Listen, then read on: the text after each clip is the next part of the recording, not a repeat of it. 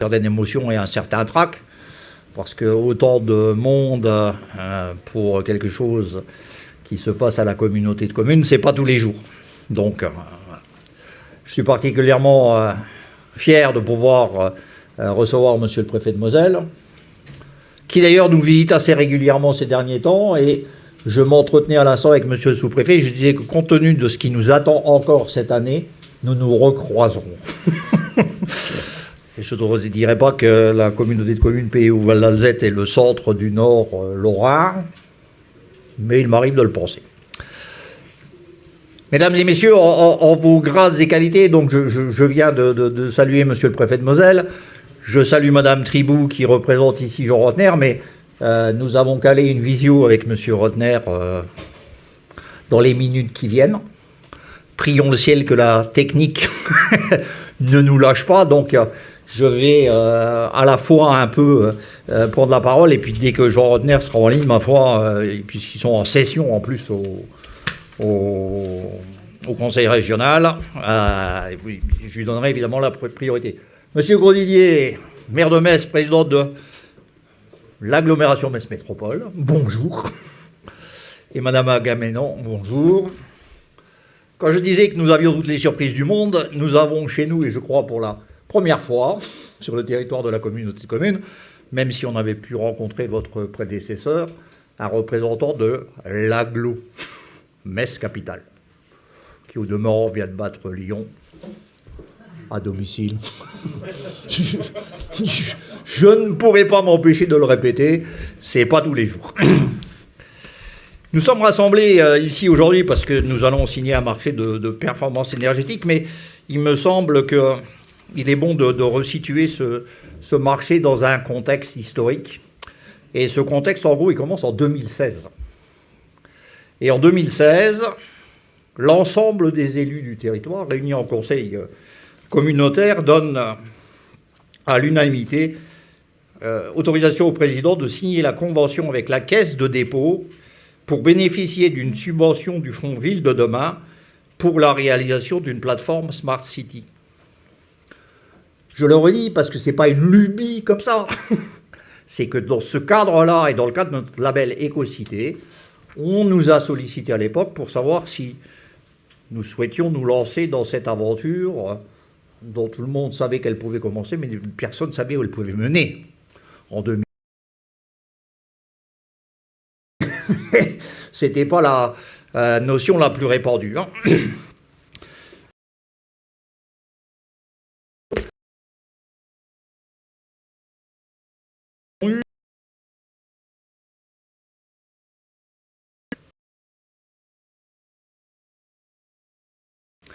Délicieusement moderne, dans ce qui pouvait être prévu à l'époque et de qu'il y a pu y avoir entre-temps. Notre plateforme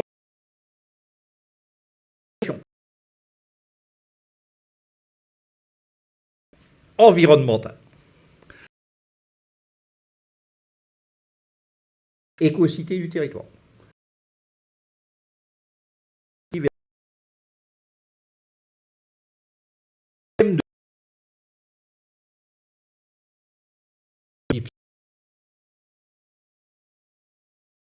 Facility Manager, via un espace personnel, de suivre en temps réel ces données multifluides, de visualiser les alertes déclenchées par les différents prestataires de services, dépassement de seuil de consommation, anomalies de consommation, fuite d'eau, anomalies de comportement, qualité de l'air intérieur, etc.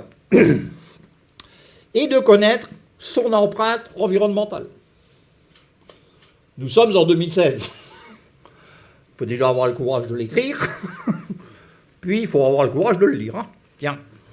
Si ça n'était que ça, il devra aussi permettre aux aînés de vivre le plus longtemps possible à leur domicile. Ce portail constituera également le principal point de relais vers les principales informations du territoire, qualité de l'air, météo, mobilité, actualité du quartier, et vers les services Smart City proposés sur le territoire, notamment la plateforme de mobilité multimodale, les services de performance énergétique, les services de santé, notamment vers les aînés, la conciergerie quartier. Fiche action Fonds Ville de demain 2016. Cette action présuppose l'existence d'une infrastructure numérique urbaine. On n'y était pas en 2016, hein. C'était les prémices de modèle fibre, à l'échelle du territoire et des bâtiments. Sa montée en charge sera progressive au fur et à mesure de la mise en œuvre du projet urbain. On mettra l'EPA, l'OIN, Micheville, etc. Cette progression s'entend géographiquement et au niveau des services proposés. Il s'agit de se déployer tant dans la ville existante que dans les nouveaux quartiers et de s'adapter à l'évolution des pratiques et des services disponibles. La plateforme Smart City sera disponible via un accès personnel sécurisé, on ne parle pas encore de RGPD, et utilisable par les habitants, travailleurs et usagers du territoire. J'arrêterai là. Nous avions donc à respecter nos engagements dès lors que nous étions financés, ce qui fut fait. Alors on n'a pas eu tout à fait les 525 000 euros prévus, mais quelque part, en tout cas, il y a eu financement. Concevoir Éclore et cette plateforme, en 2016, ça a supposé qu'on sorte un peu, qu'on aille à Lyon, qu'on aille à Strasbourg, et qu'on commence à discuter avec des gens qui avaient commencé à Mulhouse, et de se mettre au boulot. La plateforme, elle est presque arrivée à maturité, et vous avez noté qu'on parle d'énergie et d'environnement, et de captation de la donnée sur le territoire. Marché de performance énergétique. Des candidats. Quand même, il y a 4000 lampadaires sur le territoire.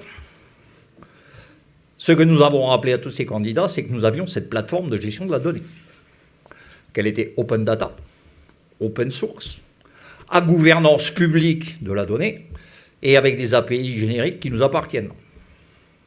À ces intervenants-là de s'adapter à nos conditions. Nous ne souhaitions pas, et nous ne souhaitons toujours pas, qu'un opérateur sur notre territoire détienne de la donnée que nous ne pouvons utiliser. Et puis, puisque finalement nous souhaitons être tiers de confiance, il faut bien que quelque part nous nous soucions des besoins de nos habitants et que nous faisions en sorte de pouvoir protéger ces données. Imaginez les discussions avec les candidats à ce marché de performance énergétique. Longue, difficile, exigeante. Madame Bridet, je remercie vos équipes de l'écoute qu'elles ont bien voulu nous offrir. Maintenant, il est bien évident que si vos équipes ne nous avaient pas écoutés et entendus, peut-être qu'on ne serait pas arrivé à signer aujourd'hui.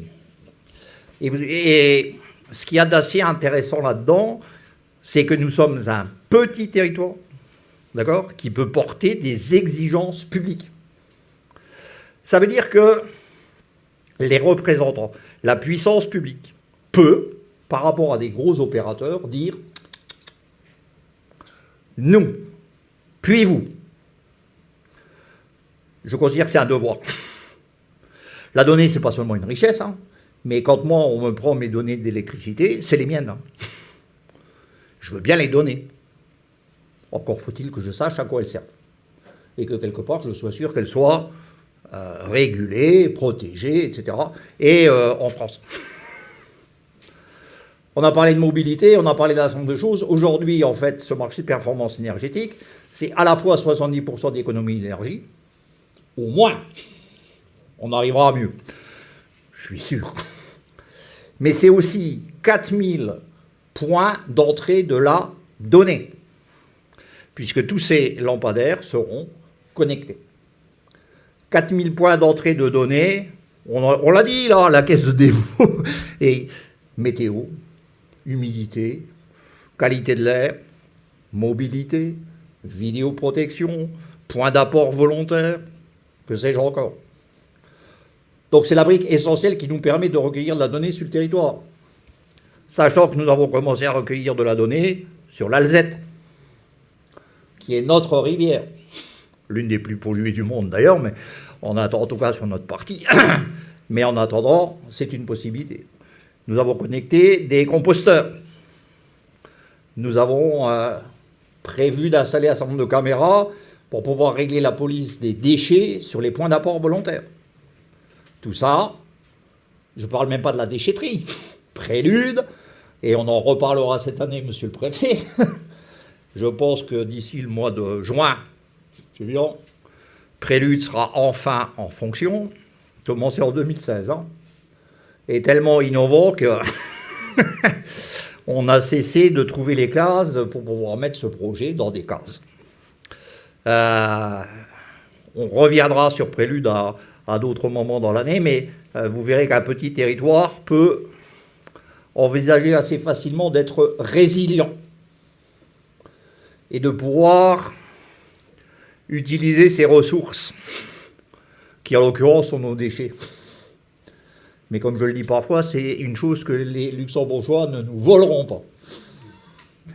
En ce sens que vous savez que nous avons une compétition avec notre amical voisin, et que, mis à part l'air, l'eau qui est sous nos pieds et nos déchets, et nos pépés mémés, pour le reste, pour un tas de raisons, on a tendance à passer parfois très vite la frontière. Voilà. Le marché de performance énergétique va être signé avec Engie. Je reviendrai tout à l'heure sur un certain nombre de points, et M. Villon également. Je pense que le président Rotner est en ligne. Alors nous allons attendre le président Rotner.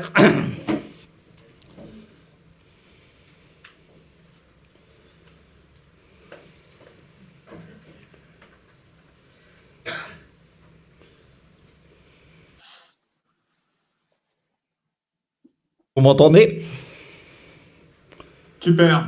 Eh bien, écoutez, Président, la parole est à vous. Sachant, vous avez entendu un peu mon introduction? Pas du tout, je viens d'arriver, je suis désolé. Mais on connaît votre capacité. On connaît votre capacité à vous adapter. Et simplement pour introduire votre présence qui m'honore, et je vous remercie d'avoir répondu à ma sollicitation. Vous avez été président de l'établissement public d'aménagement Esch-Belleval, donc vous n'êtes pas en territoire inconnu. Nous avons échangé sur un certain nombre des problématiques du territoire, donc je vous donne et très volontiers la parole. Eh bien, merci, cher Patrick, et je suis très heureux de te revoir et qu'on puisse effectivement poursuivre. Je m'étais engagé à pouvoir vous rejoindre au moins par visio pour ce moment que je sais important pour vous toutes et pour vous tous sur votre territoire. Tu l'as dit, j'ai présidé l'établissement public d'État. Je suis avec une attention toute particulière les progrès de l'ensemble des projets qui sont menés aujourd'hui chez vous. Et ayant pris la présidence de la grande région depuis hier, je m'intéresse d'autant plus à cette proximité que tu décrivais à l'instant avec votre voisin, le Luxembourg. Et on a pu encore échanger hier avec le Premier ministre et la ministre Cahen de l'importance de cette collaboration et de cette présence conjointe. Moi, ce que j'aimerais vous dire, parce que j'ai entendu quelques-uns de tes propos dans la fin de tes propos, où tu parlais de votre illustre voisin, je pense que vous n'avez aucun complexe à avoir par rapport au Luxembourg. On connaît la force, c'est un État-région, sa puissance, son dynamisme économique, sa stratégie mondiale. Je pense ce serait une erreur de se concevoir sous une forme de concurrence. Moi, je considère que le Luxembourg est un élément moteur, en tout cas chez nos voisins, est un élément moteur pour nous-mêmes, région Grand Est, qu'il faut considérer comme cela, mais qu'il faut savoir, avec le Luxembourg, échanger aujourd'hui sur la base de projets concrets. Et les projets, pour moi, ce n'est pas simplement des projets métropolitains, ce sont des projets d'équilibre dans tous les territoires où chacun doit jouer pleinement et entièrement sa place. Et je crois que ce qui se passe au niveau de votre intercommunalité est assez significatif. C'est que vous avez pris votre destin en main. Je sais, pour avoir partagé certains de ces débats, que ce n'est pas toujours évident, qu'il y a des choix qui ont nécessité parfois des arbitrages, de vraies batailles, mais qu'il y a une vraie nécessité d'aller de l'avant. Aujourd'hui, à travers effectivement ce projet de Smart City, d'éclairage intelligent, de plateforme, de capacité de maîtriser la donnée, eh bien, vous vous projetez à la fois dans l'avenir, mais vous vous projetez aussi dans un rapport différent, celui du projet, celui d'un équilibre et d'un dialogue possible avec le Luxembourg ou avec d'autres territoires, parce que vous êtes voisin aussi de territoires français. Il y a bien simplement peut-être une répartition d'équilibre différente parce que c'est vous qui menez ces projets, parce que c'est vous qui êtes à la tête même de cette dynamique et donc qui êtes considéré, regardé de manière différente. Ça en étonne peut-être certains. Moi, ça me ravit. Ça me ravit parce que ça veut dire que où que l'on soit sur le territoire régional, on est en capacité de prendre son destin en main. Et l'objectif de la région, c'est pas de faire à la place d'eux, mais de faire avec, de se poser à côté des acteurs de territoire, que ce soit les communes, les intercommunalités, les départements, de parfois prendre des sujets à bras-le-corps au niveau de la région, mais que les acteurs locaux, finalement, les gouvernements locaux que nous sommes, soient en capacité de mener eux-mêmes leur propre destin.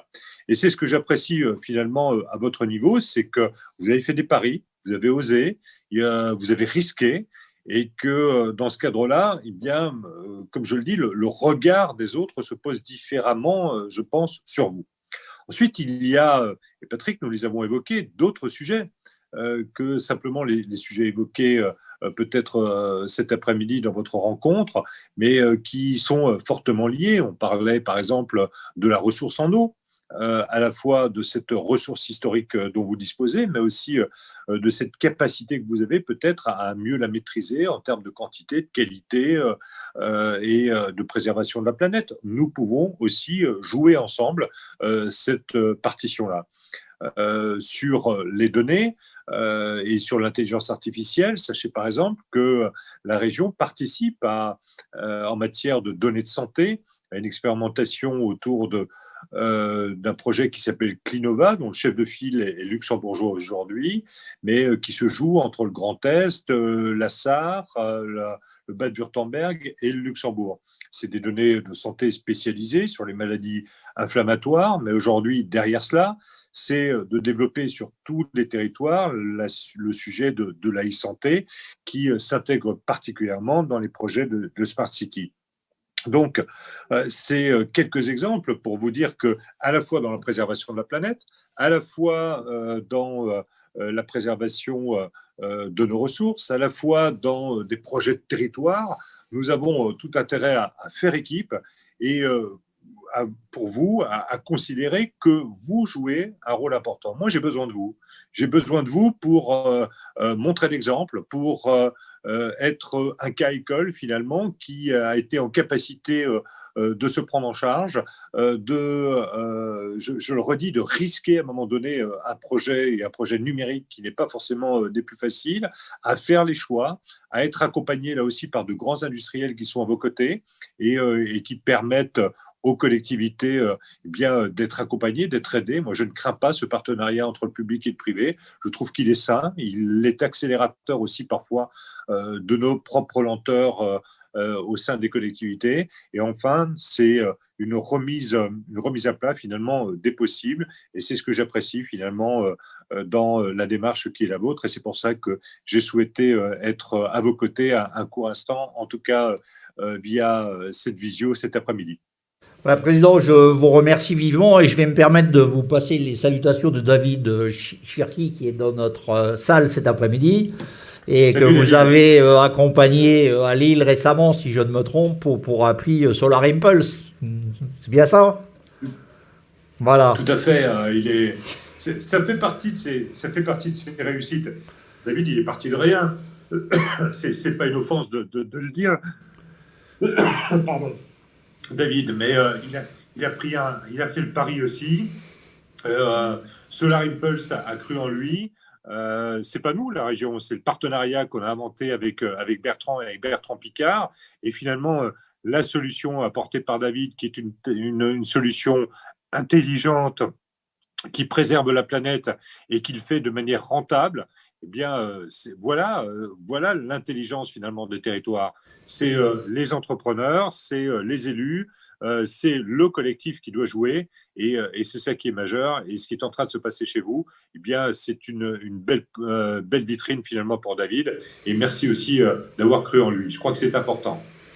Merci, Président. On vous laisse retourner à vos nombreuses occupations et je vous remercie encore vivement pour les encouragements que vous avez pu nous porter. Et donc, si je comprends bien, nous nous inscrivons parfaitement dans les divers schémas régionaux et nous ne sommes pas complètement étrangers à ce qu'on peut souhaiter au niveau de la région. Non, vous participez à la réussite de la région et à la promotion de la région, et c'est pour ça que je suis extrêmement attentif, et j'espère, cher Patrick, être très rapidement de votre côté pour venir constater ça de visu. Quand vous voulez, Président. À très bientôt et merci. À bientôt. Au revoir.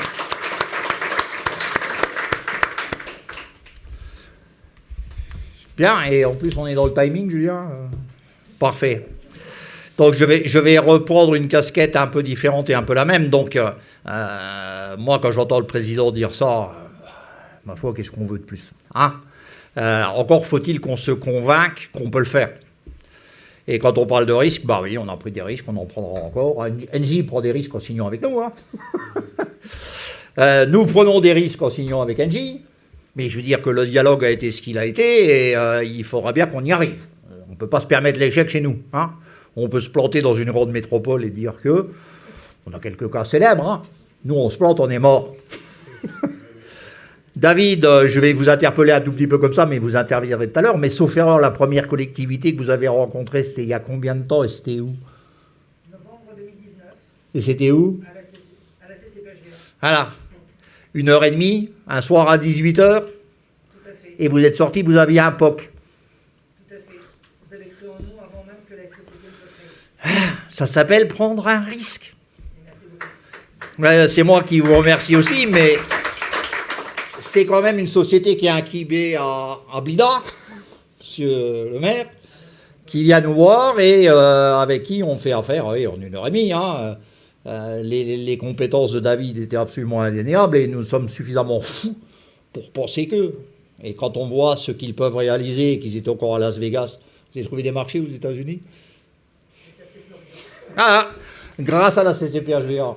Excusez du peu, hein, comme il m'arrive de le dire, voilà la punchline pour M. Schnur, on peut se la péter. Bien, nous avions prévu une intervention du département ou des départements, il se trouve que Patrick Weiten est retenu, et donc si je change un peu de casquette, je présente les excuses de Patrick Weiten qui m'a demandé de le représenter. Je ne parlerai pas à sa place, mais au titre de mon mandat d'élu à Moselle Fibre, chargé des usages du numérique en Moselle. Il y a peut-être un lien avec tout ce que je peux vous raconter aujourd'hui. C'est peut-être pas pour rien. Donc, Patrick Weiten étant excusé, je pense que nous pouvons... et je n'oublie rien, M. Villon, surtout si je fais une erreur de protocole ou que sais-je, parce que ça, personne n'en est à l'abri. Je vous rappelle que ce sera de votre faute aussi, hein. Bien, eh bien, écoutez, il me semble donc qu'il est prévu que les deux représentants d'Engie ici présents et avec qui nous allons signer tout à fait dans la demi-heure qui vient, rassurez-vous, hein, on a mis du temps, mais ce coup-ci, on va le faire. Voilà. Et donc, je vais vous céder le pupitre, sachant que la sonorisation se passe ici. Alors, je ne sais pas qui de vous deux intervient en premier.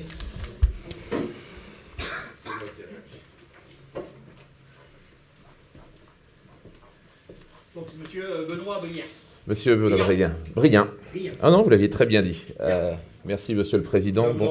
Bonjour à toutes et à tous. J'en profite aussi pour vous souhaiter, je ne vais pas dire une bonne année, mais une meilleure année 2021. On va se la souhaiter comme ça. Pour commencer, déjà deux termes que j'aime beaucoup. Je suis d'abord ravi d'être là. D'abord parce que je suis très fier d'accompagner les équipes locales avec lesquelles vous allez signer. Et puis aussi ravi parce que je retrouve quelques visages connus. C'est un territoire que je connais bien. J'y ai vécu il y a quelques années encore. Et puis, pour tout vous dire, j'ai des attaches familiales de l'autre côté de la frontière. Donc j'ai de la famille effectivement au Luxembourg et c'est un territoire auquel je suis très attaché. Ravi en premier lieu, mais également très fier. Très fier d'avoir... très fier que vous ayez choisi Engie Solutions pour votre collectivité, pour qu'on vous accompagne, que nos équipes vous accompagnent, à la fois dans vos ambitions de transition énergétique, mais aussi dans votre projet de développement de territoire.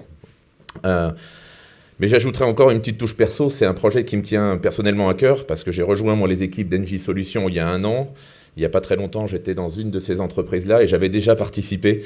J'avais pu vous accompagner dans la mise en place de l'hyperviseur au début du projet Éclore. Donc c'est pour moi, je dirais, une deuxième étape. L'histoire continue et j'en suis donc particulièrement touché.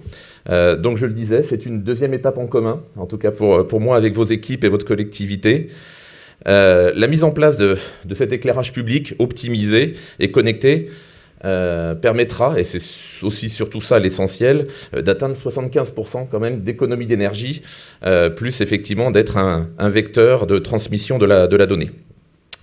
Mais Monsieur le Président, et puis vous nous prouvez, grâce à vos actions, que la Smart City, ça peut se décliner à toute taille de collectivité. Ce n'est pas que l'apanage des grandes collectivités.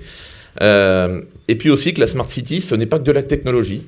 La Smart City, ça poursuit une finalité, c'est un moyen d'augmenter l'efficacité des services publics et donc d'améliorer la qualité de vie des usagers, des habitants d'un territoire. Chez Engie Solutions, c'est cette vision que nous partageons avec vous et nous disposons donc de solutions adaptées à toutes les tailles de collectivités en fonction de leurs problématiques. Il n'y a pas une Smart City, mais autant de Smart City que de...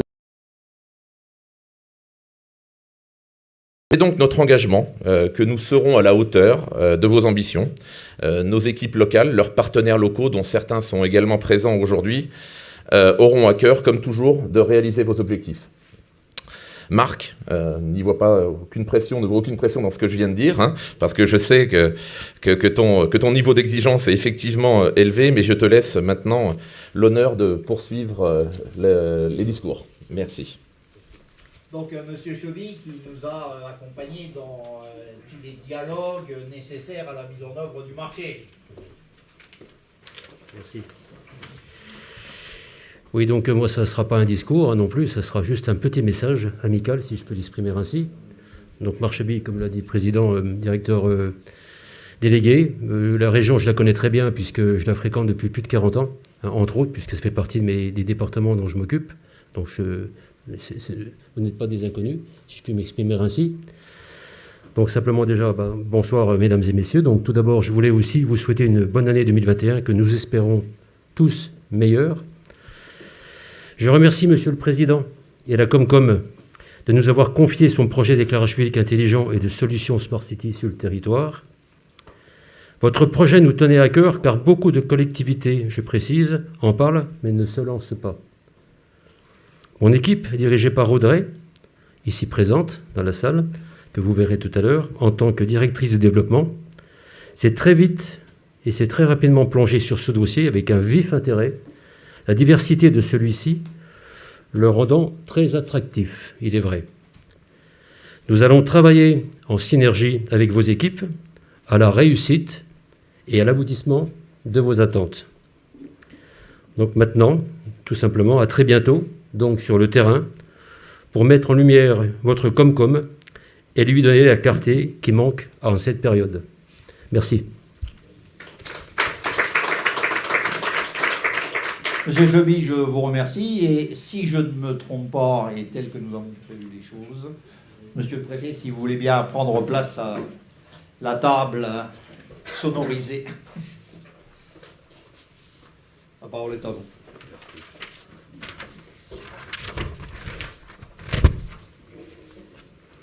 Monsieur le Président Risser, merci de votre accueil.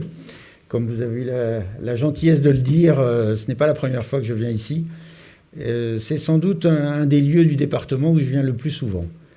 Et c'est dire tout l'intérêt que j'attache, et à travers moi l'État, à l'avenir de votre communauté de communes qui est dans une situation tout à fait particulière, mais qui montre, et c'est ce sur quoi je voudrais insister, que grâce à l'engagement des élus, on peut préparer l'avenir. Sur un territoire qui a connu une grande prospérité dans une époque qui est maintenant révolue, ça ne sert à rien de ressasser indéfiniment le passé, mais il faut se tourner devant soi, et vous savez le faire en prenant les choses à bras-le-corps. Et c'est bien grâce à votre courage, à votre clairvoyance, à votre engagement d'élu que j'ai pu remarquer déjà à plusieurs reprises que vous avez développé ce projet Éclore, pour lequel nous étions avec Madame Tribou il y a quelques semaines, juste avant Noël, pour la signature du contrat de la Poste Ma Ville, Mon Shopping. Là aussi, c'était une manifestation de votre capacité d'adaptation dans une période difficile. Vous montrez, et on l'a dit, que grâce à cet engagement dans Smart City, moi j'aime mieux parler en français, alors je parle de ville, je ne sais pas si le smart c'est intelligent ou agréable, ou les deux à la fois. En tout cas, je vous décerne volontiers les deux qualificatifs, et vous pouvez ainsi prendre votre part concrètement. Et chaque habitant de l'intercommunalité peut prendre sa part de cette préservation de notre patrimoine commun, du patrimoine mondial qu'est notre planète Terre, suffisamment menacée, nous le savons. La deuxième chose que je voulais souligner, c'est que ce projet représente bien l'alliance des grands et des petits. Alors il y a les grands groupes industriels, il y a les petites start-up qui se mettent ensemble, d'autant plus quand ces start-up sont mosellanes. Ça fait plaisir, ça montre qu'ici on en est capable. Et puis il y a l'alliance, vous m'en voudrez pas, de la petite communauté de communes avec le grand-duché, à l'égard duquel je rejoins le président Rotner. Nous n'avons aucun complexe à avoir. Et moi qui ne suis pas là depuis 40 ans, monsieur, mais depuis seulement 6 mois, à chacun de mes passages, je vois que le paysage se transforme. Et ça montre bien qu'on est capable ici de faire aussi bien que notre riche voisin, et peut-être de susciter là aussi des envies et de la jalousie. La troisième chose que je voudrais souligner, c'est le soutien de l'État. Dans cette crise sanitaire que nous connaissons, l'État est l'entité vers laquelle chacun s'est tourné quand tout semblait s'effondrer. L'État a pris sa part importante, lourde, de soutien à l'économie, de soutien par le fonds de solidarité qui représente pour le département de la Moselle 103 millions d'euros pour 18 000 entreprises, les prêts garantis par l'État pour plus d'1 milliard d'euros, l'activité partielle pour 250 millions d'euros. C'est un apport décisif qui a permis que l'économie ne s'écroule pas, que les salariés puissent garder leur emploi, que les entreprises ne disparaissent pas, même si en disant cela, je ne décerne pas un satisfecit sans condition, parce que je sais que la situation reste difficile et que beaucoup d'entreprises sont encore dans une période de très grande incertitude. Mais l'État manifeste aussi son soutien à l'égard des collectivités locales. Et je crois que le ton a bien changé par rapport à ce qu'on entendait il y a 4 ou 5 ans sur la baisse des dotations. On ne parlait que de ça, la baisse des dotations. Et maintenant, je voudrais qu'on puisse parler du soutien de l'État à l'investissement des collectivités locales qui, en 2020, a représenté pour le département de la Moselle le soutien à 600 projets pour 36 millions d'euros. Et c'est une des raisons de ma venue ici, c'est que dans ces 36 millions d'euros, il y a une subvention de l'État, de ce qu'on appelle la dotation de soutien à l'investissement local, de 891 000 euros pour ce projet, à la communauté de communes du PIO Val d'Alzette. Et ça a été un plaisir pour moi de proposer cette subvention à la préfète de région, et un plaisir de voir qu'elle a, comme la plupart du temps en cette matière, suivi mon avis. Et c'est aussi une des raisons de ma présence, c'est que je viens m'informer. Parce que cette belle littérature que vous avez citée, que vous avez rappelée, on a envie de voir concrètement ce que ça représente. Et donc aujourd'hui, c'est une belle étape. Il y en aura d'autres, mais aujourd'hui, je viens non seulement rappeler la place de l'État dans ce projet, mais également m'informer pour comprendre ce que pourront être nos villes de demain, avec comme précurseur la communauté de communes du PIO Val d'Alzette. Merci de votre accueil.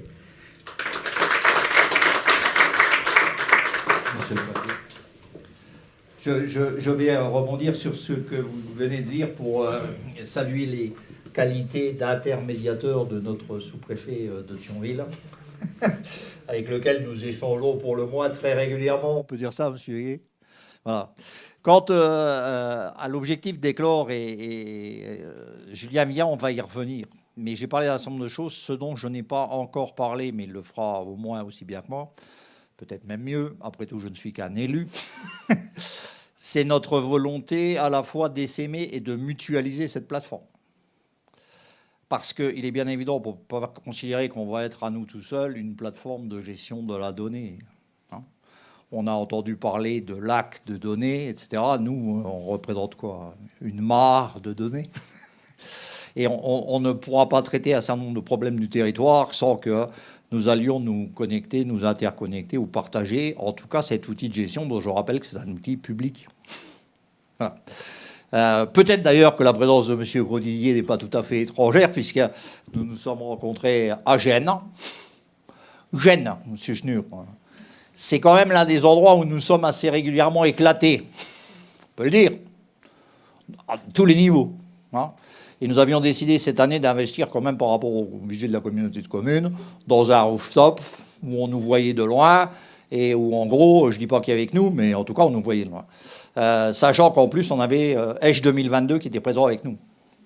Et on parlait du Luxembourg tout à l'heure, on y reviendra, mais Esch, capitale européenne de la culture, ça n'est pas tout à fait rien. Et donc nous les avions avec Agen.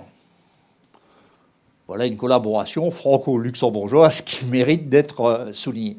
Donc, M. Villon, si vous voulez bien, et puisque M. le Préfet signe... Ah, il faut que je signe. Mon Dieu, Madame Bridet.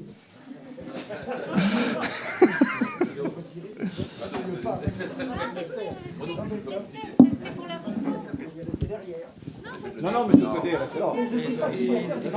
C'est vrai, c'est vrai.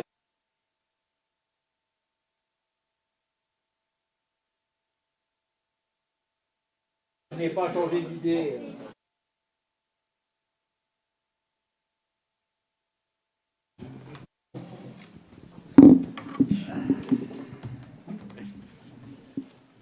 On y va? On y va. Sans regret, sans contraire. Sans regret. Avec un grand plaisir. Et avec plaisir. Et éventuellement en disant ouf.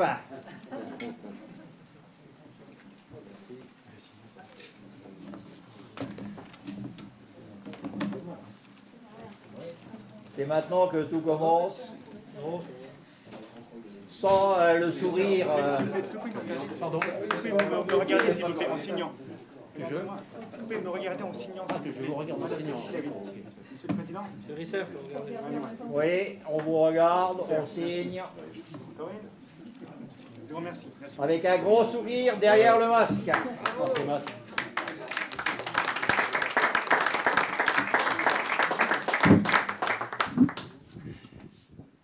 Il est branché. Oui, très franchement, ça fait du bien.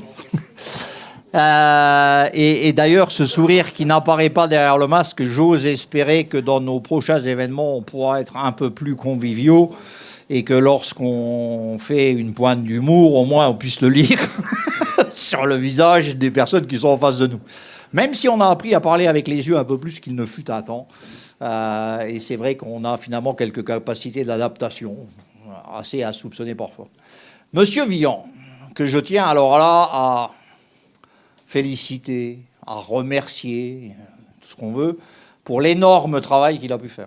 Parce que c'est pas le tout d'avoir un élu un peu dingue, encore faut-il l'être aussi un peu et avoir les compétences nécessaires pour faire en sorte que ça arrive. Et je dirais qu'il a été... il n'a rien compté ni de son temps, ni de son énergie, ni de... Mais nous sommes quand même arrivés à avoir quelque chose qui est de l'ordre d'un réseau, un vrai. Et en général, on a, si on fait une petite publication LinkedIn, on voit que quelque part on existe. Et avant de vous céder la parole, il y a un classement de la FNCCR qui est présente ici. Voilà. Oui. Ah, c'est bon.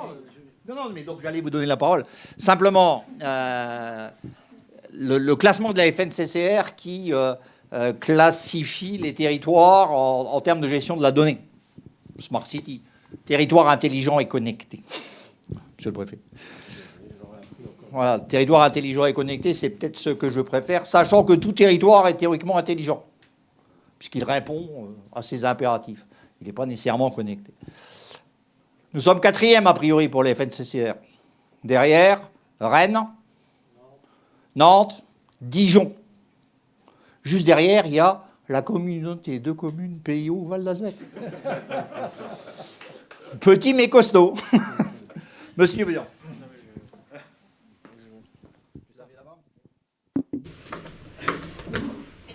Merci, Président. Juste attendre. Donc oui, rapidement, mon intervention n'était pas forcément prévue, mais c'est vrai qu'on a beaucoup parlé du projet Éclore pendant ce temps. Et donc c'est vrai que, comme le dit Monsieur le Préfet, le projet Éclore, pour certaines personnes, ça reste un peu obscur. Voilà. On parle de territoire intelligent, de smart city, de ville intelligente. Il y a beaucoup de termes qui reviennent. Alors déjà, sur la genèse, comme l'a dit le président Risser, c'est quelque chose qui remonte depuis longtemps, puisque le premier démarrage, c'est même pas 2016, c'est 2009, avec l'obtention du label Écocité, dans lequel était fléchée la création d'une plateforme Smart City. Donc à partir de là, de cette délibération 2016, où on a eu les fonds qui ont été validés par la Banque des Territoires, on a commencé à travailler. Et en fait, on a très vite identifié ce qu'on ne voulait pas. Ce qu'on voulait, c'était plus compliqué, mais ce qu'on ne voulait pas, c'était plutôt très clair. Donc ce qu'on ne voulait pas, c'était une solution clé en main.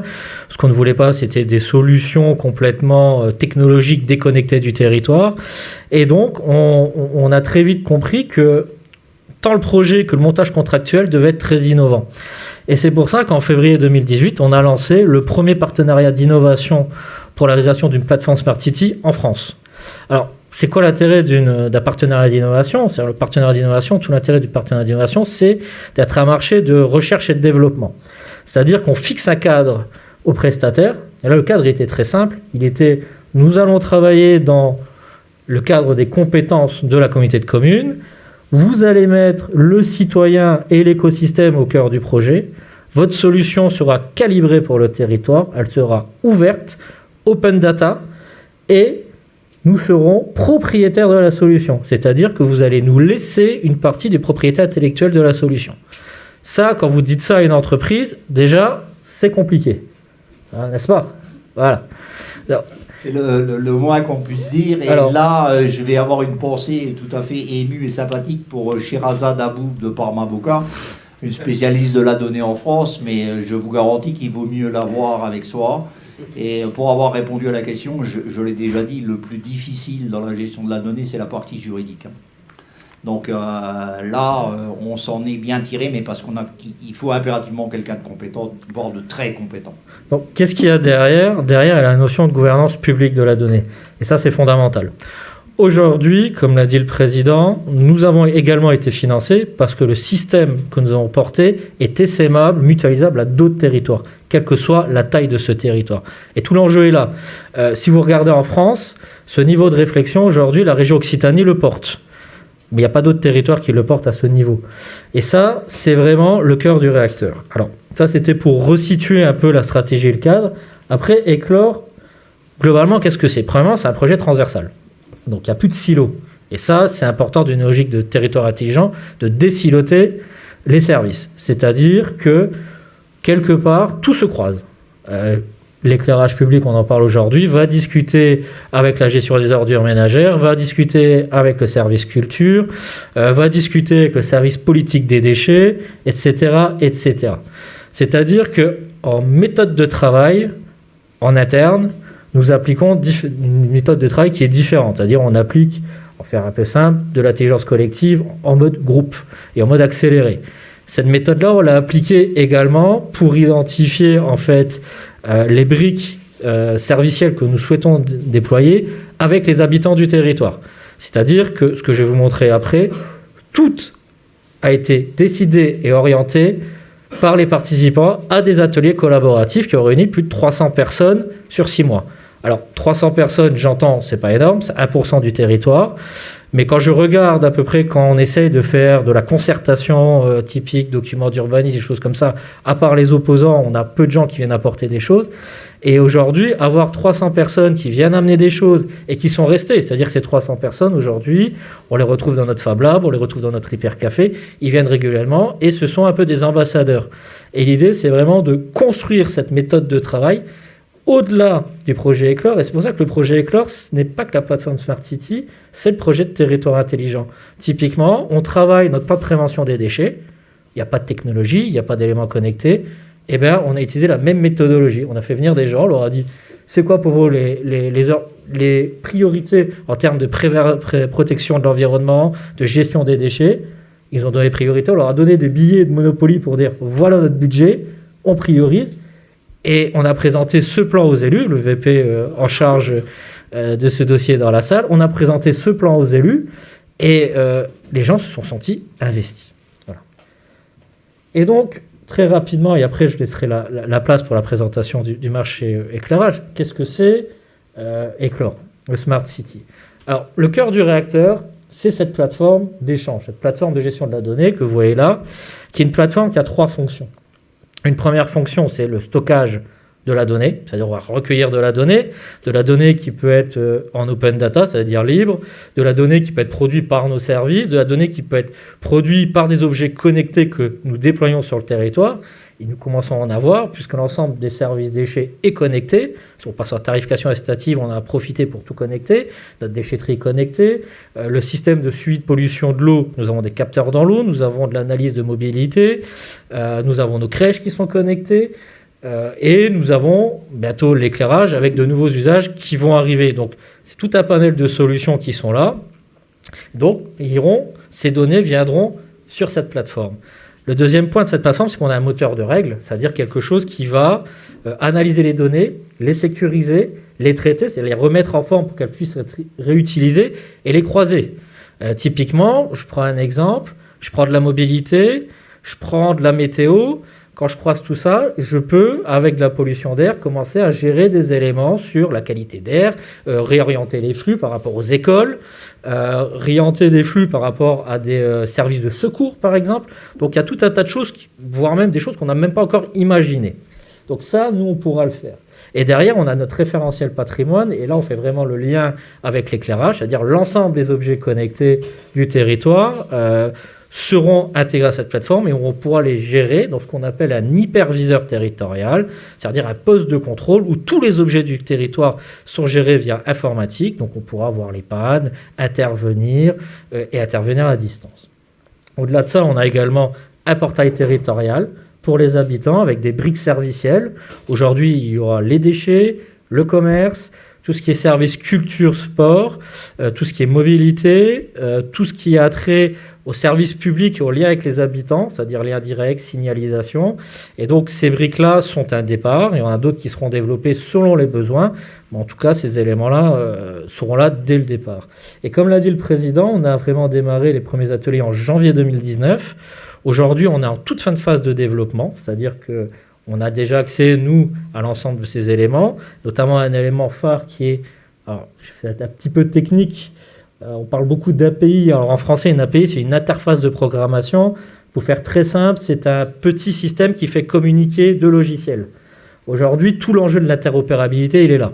Aujourd'hui, nous sommes en train de constituer, et c'est une première en France, une API qu'on appelle complètement générique, c'est-à-dire que nous pourrons la mettre à disposition d'autres collectivités. Il n'y aura plus de difficulté pour connecter différents systèmes, puisqu'aujourd'hui, la vraie difficulté, c'est que j'ai un prestataire A qui fait tel service, j'ai un prestataire B qui fait tel service, et généralement, ils n'arrivent pas à communiquer entre eux. Ou sinon, ça a des coûts monstrueux pour la collectivité de développer les éléments pour qu'ils puissent communiquer entre eux. Et tout l'enjeu de cette API, c'est de dire maintenant aux partenaires privés, la règle, elle est là, vous vous connectez, terminé. Et donc ça, c'est vraiment important en termes de gouvernance publique de la donnée et de service public. Et donc voilà, donc tout ça, comme je vous le disais, c'est en fin de développement. On devrait, si tout se passe bien, entre avril et juin, je dirais, voir l'arrivée en vrai sur le territoire, c'est-à-dire quasiment au moment du démarrage, voire même les travaux vont démarrer pour l'éclairage. Donc ce qui est important aussi de dire sur ce projet Eclore, c'est que, quelqu'un l'a dit, c'est qu'on n'est pas dans l'anathème, on n'est pas dans la prédiction, on fait des choses. On fait les choses qu'on fait, on les fait. On a des entreprises, des PME qui sont dans la salle. On a travaillé avec eux. Et ça, c'est aussi une fierté pour la collectivité. C'est oui, nous avons aujourd'hui Engie, oui, nous avons Capgemini, oui, nous avons Bouygues, mais nous avons aussi aujourd'hui Touaille, Green Tech Innovation. Nous avons d'autres startups qui travaillent sur des capteurs et on fait travailler ces gens. Et on est en train vraiment de créer un réseau autour de ces éléments. Et nous, c'est un véritable plaisir aussi de les accompagner parce que on leur ouvre de nouveaux marchés, on a une vraie relation de confiance et je pense qu'on est en train de sortir de très belles choses ensemble. Voilà pour le projet Éclore. Merci, Monsieur Villon. Je crois que nous sommes parfaitement dans les temps, ce qui déjà, quelque part, est un exploit. Et nous tâcherons de respecter les temps tels que nous les avons annoncés. On pourrait peut-être essayer d'ouvrir l'une des fenêtres du fond pour créer ce courant d'air salvateur anti-Covid. J'en profite. Audrey Mérigot. Alors Audrey, on l'a rencontrée, moi je l'avais rencontrée puisqu'on discutait sur un certain nombre de possibilités à Omès, d'accord, que nous n'avons pas abandonné d'ailleurs. Tout à fait. Et puis nous avons retrouvé Audrey à ce poste de responsabilité chez Engie dans le cadre de ce marché. Et elle fait partie de ces personnes, tout comme Madame Bridet, qui nous ont entendus et écoutés. Et donc cette partie éclairage public, c'est elle qui a eu à la présenter, à la défendre, et parfois dans des moments un peu délicats. Tout à fait. Et donc là, ça va être un vrai plaisir, puisque nous sommes devant un public conquis, non? On espère, oui. Alors Audrey, c'est à vous. Merci beaucoup, Monsieur le Président, et puis merci à tous d'être présents. Tout d'abord, je tiens vraiment à vous remercier pour ce beau projet sur votre territoire et puis la confiance que vous nous accordez. Parce qu'effectivement, pour nous, c'est aussi très important. On avait effectivement échangé bien en amont de cet appel d'offres sur déjà commencer à comprendre le fonctionnement du territoire, la démarche entamée avec le projet Éclore, alors qui était encore à l'époque aux prémices, et puis de bien pouvoir le prendre en compte. Et c'est vrai que les dialogues compétitifs ont aussi permis, donc, dans le cadre de la procédure d'appel d'offres, à travers les différents dialogues, de pouvoir aussi échanger, continuer à bien comprendre le besoin de la collectivité. Comme le disait M. Vian aussi, à travers la structure du projet Éclore, le fait que la gouvernance de la donnée est vraiment publique, et que c'est à nous, en tant qu'industriels, de s'adapter avec nos partenaires, de s'adapter à leurs projets pour pouvoir se connecter à travers les API génériques. Donc finalement, c'était aussi intéressant que M. Vian puisse vous faire cette présentation aussi du projet Éclore, parce que finalement, le marché d'éclairage public, vous l'avez bien compris, ça ne sera finalement qu'une brique du projet du territoire, auquel viennent après d'autres briques qui ont été intégrées dans le cadre de ce marché public global de performance. Et donc là, je vais essayer de vous présenter globalement le marché éclairage public et les engagements qu'on a pris. Donc, comme je le disais, c'est une brique. Donc le marché d'éclairage est vraiment la brique clé qui va être en fait le point de départ en termes de réseau électrique. Donc finalement, le rôle majeur de ce marché, ça va être de pouvoir amener de l'électricité partout, dans toutes les rues, puisqu'en fait l'éclairage public, vous le retrouvez partout sur le territoire. Et à travers le fait de pouvoir connecter les points lumineux, on va pouvoir du coup alimenter de manière permanente tout le réseau éclairage public et de venir éteindre les luminaires la journée. Donc sur la partie vraiment éclairage public, le premier rôle de l'éclairage, ça va vraiment être d'améliorer la qualité de l'éclairage tout en respectant les niveaux d'éclairement. Ça, c'est vraiment la première finalité. De mettre en conformité les installations, parce que ça, entre guillemets, ça ne sert à rien de venir changer le luminaire, de mettre en LED, de faire les économies si à côté les installations restent obsolètes. Donc vraiment l'enjeu, c'est de mettre aussi en conformité et en sécurité l'ensemble des installations, y compris les armoires de commande.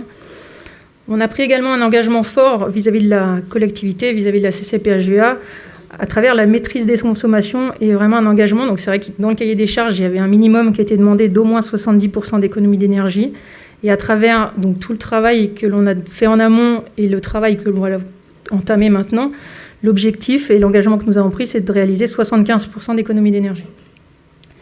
Donc je le disais sur l'alimentation électrique permanente, donc je vais vous présenter aussi un peu comment ça va se mettre en place. Et vraiment l'objectif, c'est d'être une brique qui va créer de la donnée, apporter de la donnée pour le projet Éclore sur le territoire.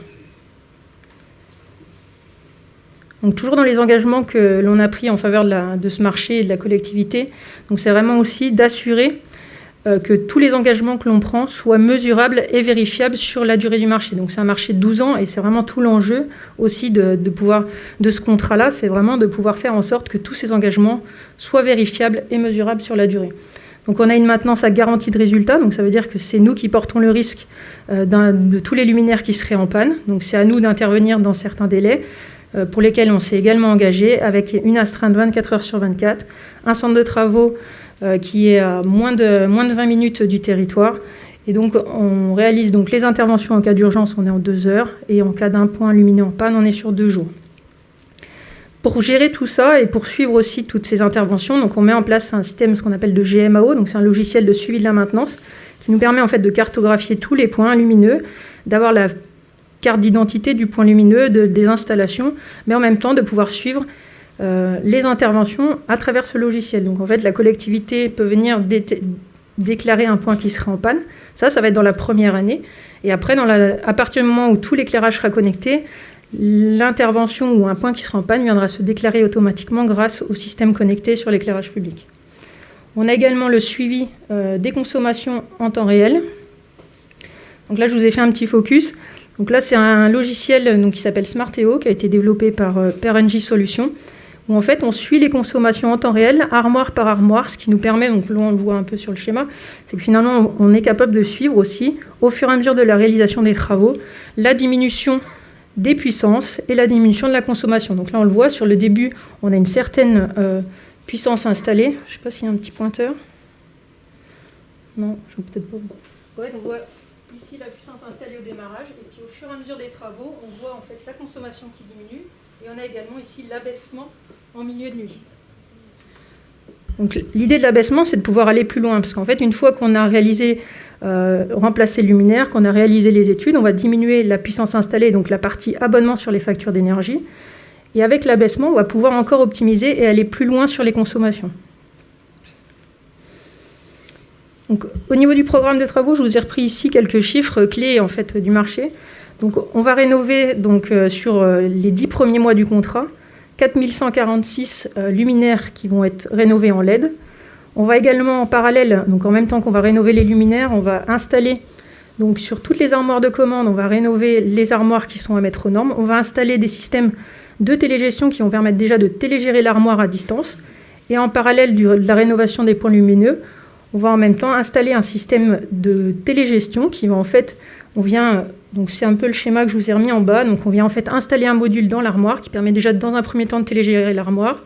L'information passe après en courant porteur dans le câble électrique, revient au niveau d'un petit module qui est dans le mât et en fait qui vient lui connecter le luminaire, pouvoir récupérer donc des informations de fonctionnement du luminaire, donc est-ce qu'il fonctionne, est-ce qu'il ne fonctionne pas, des informations aussi sur sa puissance, sa consommation, avec la possibilité également, donc à distance, de jouer sur ses horaires d'allumage, sur ses périodes d'abaissement, et de pouvoir continuer à optimiser et à continuer à faire vivre tout l'éclairage public, alors que ce soit commune par commune ou par typologie de voie, en fonction des besoins de quartier par quartier. Le deuxième schéma, ce qu'il montre ici, c'est qu'en fait, au-delà de l'éclairage public, je le disais tout à l'heure en introduction, c'est que finalement, on crée en fait un maillage électrique sur l'ensemble du territoire. Aujourd'hui, l'éclairage public, ce qu'il faut avoir en tête, c'est qu'une fois que l'armoire est éteinte et que le luminaire est éteint, il n'y a plus du tout d'électricité qui passe dans le câble. Là, l'objectif en connectant l'éclairage, c'est que finalement, on va permettre d'avoir cette électricité permanente 24 heures sur 24, d'utiliser cette installation électrique-là pour pouvoir venir connecter d'autres équipements, des objets connectés, des caméras, par rapport aux différents besoins de la collectivité, sans avoir à recréer une infrastructure spécifique avec une création d'un abonnement ou d'un câble électrique, une tranchée. Et donc, ce que je disais aussi tout à l'heure donc en introduction, c'est vraiment que tout l'enjeu du projet a été de faire en sorte que cette brique éclairage soit vraiment connectée aux différents niveaux à travers la plateforme Eclore, donc à travers des logiciels qui sont ouverts, évolutifs et interopérables à travers les API génériques vers le projet Eclore. L'objectif, c'est vraiment que toutes les informations qui sont générées, toutes les données qui sont générées autour de l'éclairage public puissent servir pour alimenter la plateforme Eclore. Enfin, donc pour continuer, en fait, au-delà de ce marché d'éclairage, il y avait aussi des enjeux autour d'autres besoins de la collectivité, notamment autour des enjeux autour du maintien des personnes à domicile. Donc là, on a souhaité également proposer à la CPHVA donc, l'autre plateforme Eugénie qui permet en fait d'améliorer cette aide pour les personnes, pour le maintien des personnes à domicile. On a également mis en place depuis plusieurs années une sensibilisation auprès des jeunes, donc à travers le programme NJ qui s'appelle J'apprends l'énergie, mais également sur les marchés d'éclairage où on accompagne en fait les différentes collectivités à travers des interventions dans les écoles pour proposer des interventions pédagogiques autour de la lumière, pour expliquer ce qu'est la lumière, pourquoi on éclaire, et puis d'aller petit à petit vers le marché d'éclairage. On a également avancé sur une approche aussi écologique et d'économie circulaire, donc à deux niveaux. L'idée, c'était que les luminaires qu'on dépose, dans la majorité des cas, et c'est le constat partout en France, ils sont à 70%, ils vont être tous vétustes. L'objectif, c'était déjà pour ces luminaires-là vétustes de pouvoir réutiliser la matière. Donc là, on travaille avec la société Valo, qui fait en fait du démantèlement de luminaires, avec qui on va participer, on va travailler avec eux, et ils le font avec des personnes en insertion. Valo est basé à Florange, et donc on reste vraiment sur le territoire de la région. Après, il y avait l'autre enjeu, qui était les luminaires qui, là, eux, sont en bon état. Et donc là, l'objectif, c'était de pouvoir aussi les réutiliser sans être obligé de les mettre, entre guillemets, à la poubelle.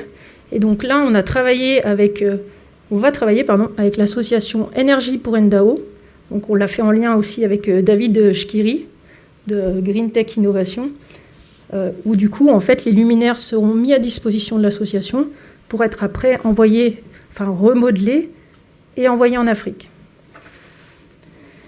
On a également travaillé avec, donc, toujours sur la partie insertion, parce que pour nous, c'est aussi un engagement fort que l'on souhaite prendre vis-à-vis de la collectivité à travers l'inclusion sur le territoire. Donc, on a également travaillé avec l'entreprise Valo pour mettre en place un programme de formation pour des monteurs réseau qui vont intégrer en fait nos équipes, travailler sur le territoire à travers un parcours en alternance. Et c'est déjà commencé puisqu'on est en train de le mettre en place. On est dans la phase vraiment de recrutement des personnes. Et le dernier point, donc ça va être la plantation d'arbres sur le territoire, vraiment pour continuer la transition vers une transition neutre en carbone pour le territoire, à travers la plantation du coup de 2100 arbres avec l'organisme Reforest Action. Donc, au-delà de vraiment tout ce que je vous ai présenté là, donc on a également, dans le cadre du marché, travaillé avec 2 startups, Green Tech Innovation et 2i, qui vont vous présenter également donc, comment ils sont intégrés dans le projet. Et pour nous, c'était important de pouvoir les aider à travers notre réponse à pouvoir accéder à ce type de marché-là. Et donc, il va y avoir aussi tout un travail de collaboration qui va continuer, après l'avoir construit pendant la phase d'appel d'offres, qui va continuer là dans le cadre du marché. David, je vous laisse la parole. La vedette du jour. Quasi vedette nationale depuis 8 jours. Avant que David n'intervienne, puisque il sera avec plaisir que je vais le laisser intervenir, je vais en profiter. On a parlé de Valo, il me semble que M. Lerovillois est présent. Donc voilà, il est de l'autre côté. Donc de l'autre côté, je salue M. Lerovillois. Nous travaillons beaucoup avec Valo sur d'autres projets. Et il était important là aussi que nous sachions quoi faire de tous ces déchets, et on a d'autres projets sur le territoire avec eux. Je remercie aussi les Darkem, qui sont l'une des 2 équipes qui travaillent pour nous aujourd'hui. Alors, ils sont installés dans nos locaux, encore une start-up, donc on se rend mutuellement au service, et ça leur a peut-être permis de traverser cette difficile épreuve du Covid de manière un peu plus ou moins difficile. Et puis, je salue aussi Grand Angle, parce que toute la technologie du jour, c'est Grand Angle. Et jusqu'à présent, en tout cas, nous relevons le défi de la visio, du direct et du timing, donc c'est assez remarquable. David. Merci beaucoup, Monsieur le Président, et merci à Julien, également aussi, Monsieur Vian, donc, de nous avoir fait confiance, en tout cas à la start-up naissante donc, du territoire. C'est vrai que pour reprendre un petit peu l'historique, donc on s'est rencontrés en novembre 2019 grâce à, encore une fois, à une mise en relation de qualité par Tipeee et donc par Florence Chrisman, et que je salue également. C'est aussi ça, la magie du territoire, là, ces mises en relation qui peuvent fonctionner. Voilà, il y a eu une certaine alchimie dans leur discussion, en se disant peut-être que nous connaissons une start-up qui peut peut-être répondre justement au dossier que vous gérez actuellement. Et dès le premier entretien, en fait, il y a eu une écoute attentive. On était une start-up, on n'existait pas encore, puisqu'on préparait en fait la partie de développement de notre savoir-faire et d'apporter une vraie valeur ajoutée. Donc on était encore en phase expérimentale pour maîtriser la brique technologique de l'éclairage public autonome connecté. Et très rapidement, comme l'a souligné M. Patrick Risser, donc la collectivité, la CCPHVA, nous a fait confiance immédiatement pour nous proposer en fait aux futurs soumissionnaires du marché, tout simplement pour écouter qu'est-ce qu'on avait à dire. Donc on a bénéficié d'un auditoire et une mise en relation là aussi de qualité. Donc je m'appelle David Shkiri, comme vous l'avez entendu tout à l'heure. Donc je suis dirigeant de la start-up Green Tech Innovation, qui a été créée le 11 mai 2020. C'était déjà un petit signe, voilà, le jour du déconfinement. Donc ça fait pas très très longtemps, mais on avait déjà travaillé depuis 3 ans et demi, voilà, sur ce que je me prépare effectivement à vous présenter. Donc l'éclairage autonome connecté, qui s'appelle Solary Light aujourd'hui, c'est c'est un des premiers projets qu'on présente aujourd'hui. Il y en a quelques-uns dans les malles, qui sont en cours de R&D. Et donc, on a souhaité en fait proposer donc à la collectivité très tôt donc une approche un peu innovante de l'éclairage public, qui soit d'abord en fait autonome. Donc, comme on l'expliquait tout à l'heure, le fait de passer des luminaires autonomes, enfin plutôt des luminaires habituels vers des luminaires à LED, on gagne grosso modo en fait 70% d'économie d'énergie. Et l'AFE, donc l'Agence française de l'éclairage, nous dit qu'il y a un peu plus de 9,5 millions de points lumineux en France, et plus de 75% sont obsolètes, c'est-à-dire qu'ils ont plus que 25 ans. Donc la CCP-HVA a trouvé aussi dans son marché de performance donc un certain nombre justement d'économies d'énergie qui étaient possibles à réaliser, et on est venu leur proposer notre solution pour dire tout simplement, écoutez, voilà, nous, en fait, notre travail, il va commencer à partir de ces 70% d'économie d'énergie, c'est-à-dire qu'on veut aller vers l'autoconsommation complète de l'éclairage public, voire pourquoi pas effectivement créer de l'éclairage positif, c'est-à-dire qui va générer de l'injection dans le réseau public. Ce qu'on a en même temps, en tout cas sur lequel, le point sur lequel on a travaillé, c'est en même temps la connectivité. Donc la ville intelligente, pour nous, ce n'est pas qu'un concept. Il fallait absolument que l'éclairage, en tant que mobilier urbain, puisse s'intégrer justement avec le reste des mobiliers urbains, aujourd'hui sans avoir à ajouter d'autres mobiliers supplémentaires au niveau de la ville, notamment pour y installer de la vidéosurveillance, de l'affichage dynamique, une borne SOS, et d'autres objets connectés aujourd'hui que la ville intelligente a besoin d'avoir au cœur même en fait de la prestation de service qu'elle veut délivrer à ses habitants. Et pour nous, en fait, on s'est dit chouette, on a fait nos tests. Donc au niveau de notre éclairage autonome, l'objectif c'était d'avoir une autonomie complète.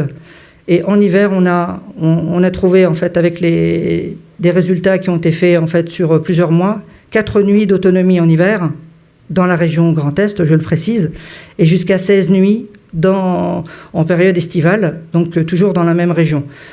Et on s'est dit, maintenant il y a du surplus énergétique, qu'est-ce qu'on peut en faire? On a 2 scénarios. Soit effectivement, ça va nous permettre d'alimenter les futurs objets connectés que l'on va venir intégrer sur le dispositif d'éclairage, ou alors une autre possibilité, c'est de pouvoir réinjecter le surplus énergétique, donc au travers du réseau EDF, si on est dans un scénario tout simplement de remplacer la tête de luminaire, puisque, je vais expliquer un petit peu, mais notre dispositif, en fait, s'appuie uniquement sur la tête de luminaire. Donc, on n'exploite pas du tout, en fait, le mât ou le génie civil. L'idée pour nous, c'est de pouvoir, en fait, venir remplacer les lanternes qui existent déjà, tout simplement pour faire des économies de génie civil qui sont évidentes et qui sont, grosso modo, entre les 2 tiers ou les 3 quarts, effectivement, de l'investissement pour de l'éclairage public, mais surtout pour apporter en fait d'autres services qui vont s'interconnecter.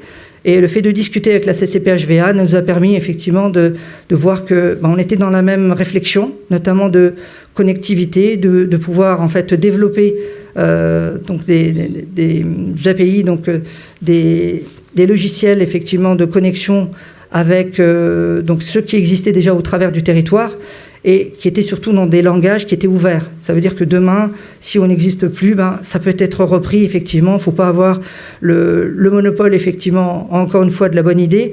L'idée, c'est qu'il y a beaucoup de choses à faire. Il y a énormément de personnes qui peuvent être autour de la table.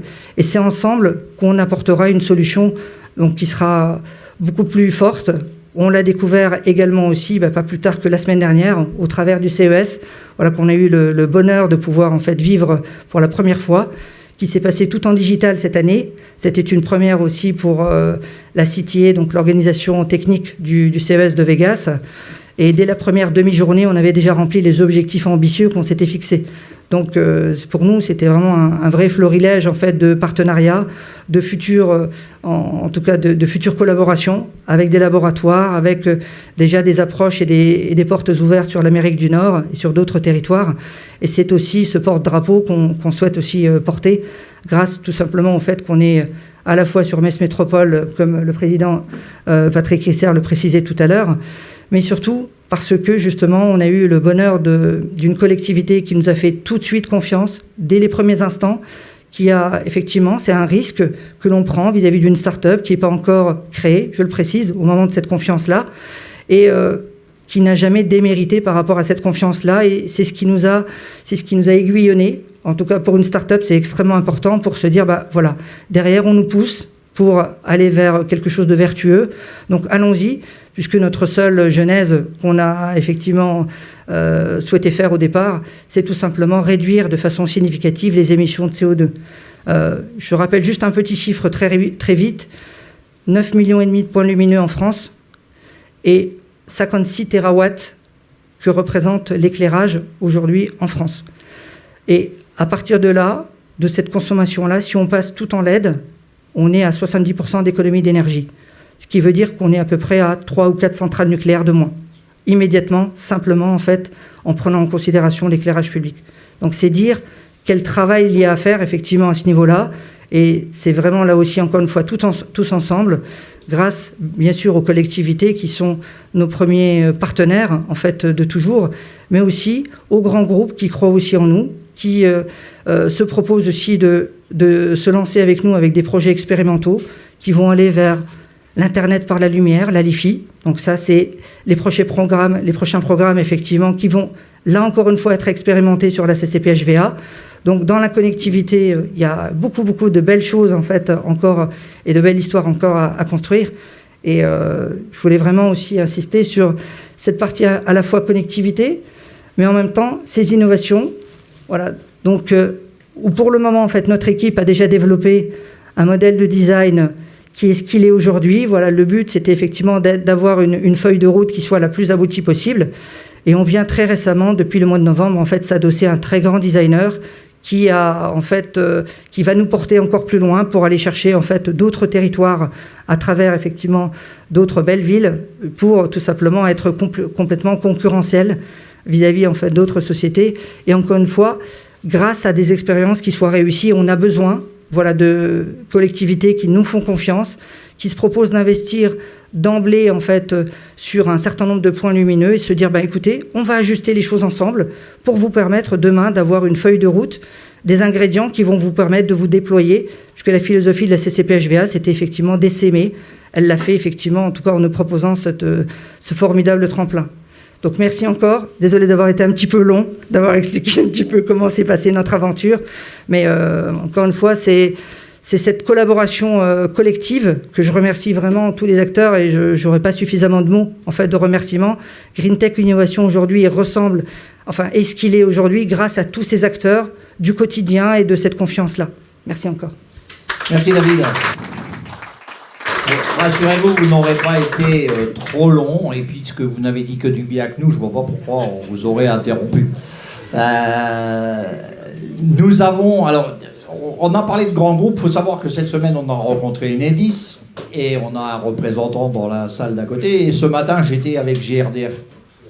J'aime ça. J'aime ça parce que ça veut dire que tout ce qu'on a pu faire jusqu'à présent, et même lorsqu'on avait été tapé aux portes il y a 2 ou 3 ans, peut-être qu'on n'avait pas eu toutes les oreilles qu'on pouvait souhaiter, d'accord. Et puis là, ma foi, on nous porte une attention que je trouve particulièrement intéressante et qui m'ouvre des horizons nouveaux, avec du boulot. Monsieur Villon sera content, mais ça fait rien, on ira. Deuxième start-up, c'est Touaille.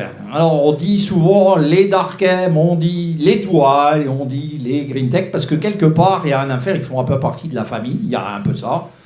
Les bonnes relations ne sont pas seulement des relations d'affaires, pour autant que je sache, même si les élus là ne sont pas toujours conviés à ce type de festivités. C'est pas Frédéric, non, chacun dans son coin. Donc les Touailles, c'est à vous. Merci et bonjour à tous. Je suis Julien Trombini, le président de Touaille. Je voudrais vous remercier pour avoir su nous faire confiance il y a maintenant plusieurs mois. Le projet de CCP-HVA, c'est bien sûr un projet économique, un projet aussi de rénovation du territoire et qui s'inscrit dans la durée, mais c'est avant tout pour moi un projet politique, puisqu'on est amené à parler de plus en plus de capacité à être autonome à gérer sa donnée, à faire appel à des solutions locales, à être indépendant. Et ça, c'est vrai pour les technologies, mais aussi pour tous les autres aspects de l'économie. Et c'est quelque chose que l'on retrouve pas seulement dans une idée, mais dans une réalisation sur l'ensemble du territoire. Vous avez su faire appel à des collaborateurs qui sont régionaux, locaux. On est à peu près à 50 km de vous. Donc c'est un vrai plaisir que de voir une volonté politique transformée dans les faits et d'avoir su nous aider pendant ces mois qui se sont écoulés. Le deuxième point que je voudrais mentionner, c'est aussi vous remercier pour l'effort que vous avez tous mis à vos niveaux respectifs, que ce soit l'État, que ce soit la région, les communautés ou les villes, pour faire en sorte que ces territoires soient aussi attractifs. J'ai travaillé longtemps à Londres, mon associé également, et nous avons fondé une société à Metz. Une société qui aujourd'hui fait 25 personnes. Et on parle souvent des problématiques françaises quant au taux d'imposition sur les sociétés et plein d'autres faits. Il n'en reste pas moins que pour la création d'entreprises et d'entreprises innovantes, la France est un Eldorado. Donc merci à vous pour votre soutien. Merci aussi pour avoir mis en place un pôle universitaire de compétences. On parlait du Luxembourg.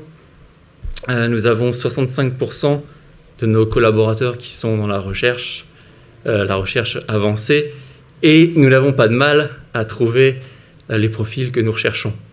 Donc ça, c'est une vraie valeur ajoutée pour le territoire. Donc merci à tous pour ce que vous faites au quotidien.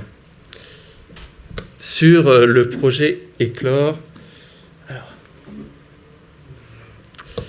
nous intervenons dans une partie qui est différente et qui est additionnelle, si je peux le dire ainsi. Bien sûr, nous nous greffons sur le candélabre et notre métier, c'est le métier de l'analyse vidéo. Donc, les thèmes qui nous sont chers sont les thèmes de vidéo mobilité et vidéo tranquillité. Être en mesure de collecter de l'information et collecter uniquement l'information nécessaire, pas forcément trop d'informations, puisqu'on rentre vite dans des problématiques de gestion de la donnée. Et ça, c'est un point extrêmement important pour nous, de faire en sorte que les données que nous collectons soient les données nécessaires pour faire en sorte que le citoyen ait une valeur ajoutée à la collecte d'informations. Donc, nous intervenons dans ce projet dans différentes phases et sur différents points qui peuvent être soit le comptage et l'analyse du flux routier, donc être en mesure de compter les différents déplacements et savoir si l'on est en phase d'engorgement sur les routes, sur quelles routes et à quelles heures de la journée. Cela peut être aussi appliqué à la gestion des parkings et des smart parkings pour faire en sorte que l'on trouve plus facilement une place de parking ou que l'on soit en mesure de gérer les heures d'ouverture et de fermeture, mais l'on est aussi présent sur la surveillance des paves et des dépôts à côté des paves. Donc ça, ce sont les 3 points qui sont mis en avant dans le projet et en test dans le projet. Et bien sûr, grâce aux efforts qui sont faits sur la mise en place de nouveaux candélabres, nous nous installons sur les candélabres pour être présents et collecter de l'information à différents points sur le territoire. L'objectif d'utiliser nos technologies, c'est de pouvoir disposer d'informations en temps réel, avec un retour le plus précis et le plus épars sur le territoire, pour être en mesure de prendre des décisions qui sont appuyées de données quantitatives. Savoir combien de personnes sont passées, à quel moment ces personnes sont passées, personnes ou objets, j'entends, ça peut être une voiture, ça peut être un camion, savoir si une piste cyclable est bien utilisée, et bien sûr, savoir si dans certaines routes, il y a énormément de vélos qui sont passés, et dans ce cas-là, est-ce que ça nécessite la volonté d'établir une nouvelle piste cyclable. Donc, nous allons intervenir sur les 3 axes que sont le comptage et l'analyse de flux routiers, les smart parking et la dépose aux abords d'épaves. J'ai résumé le projet de façon aussi synthétique que possible et sans vouloir prendre trop de votre temps. Bien sûr, nous faisons beaucoup d'autres choses sur l'analyse vidéo, mais c'est sur ces 3 points-là que nous allons nous concentrer à partir de maintenant. Merci à vous. Merci. Alors, il faut savoir que les Touailles sont déjà sur notre territoire, puisque nous avons quelques caméras dans le rond-point de Donaldich, avec une analyse de ces images, et que nous en avons déjà tiré quelques conclusions, même si nous ne sommes pas encore au niveau de l'intelligence artificielle. Là, c'est plutôt l'intelligence de DGS qui jette un œil sur des compteurs. Elle est remarquable, l'intelligence du DGS, ne me faites pas dire ce que je n'ai pas dit. Mais on se rend compte que sur certains trafics vers le Luxembourg, on voit des gens le matin, on ne les revoit pas le soir. Où sont-ils, hein, le nombre de camions qu'on peut voir dans cet endroit. Mais surtout, la première chose qu'on a vue, c'est qu'il y avait beaucoup plus de piétons que ce qu'on imaginait dans ce rond-point. Et ce rond-point, vu la vitesse et la circulation des voitures, le piéton est en danger. Et ce rond-point, sauf erreur de ma part, il est à gestion départementale.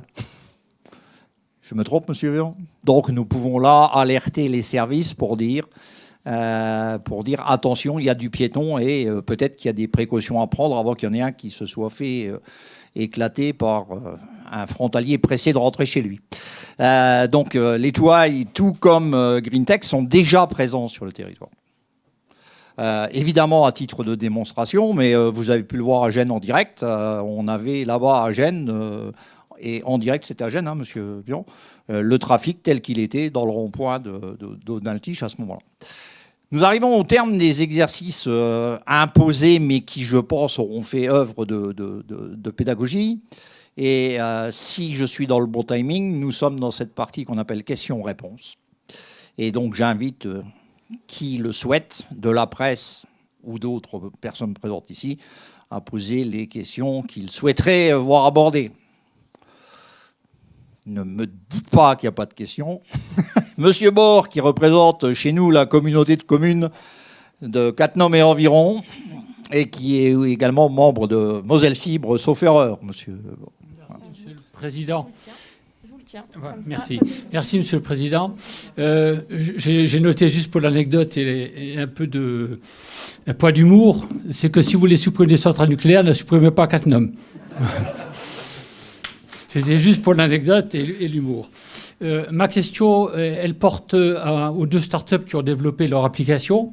Est-ce que ces 2 applications peuvent fonctionner de façon indépendante par rapport au projet Éclore? C'est-à-dire, le projet Éclore, j'ai bien compris, c'est un ensemble, c'est toute une dimension de travail et d'intelligence.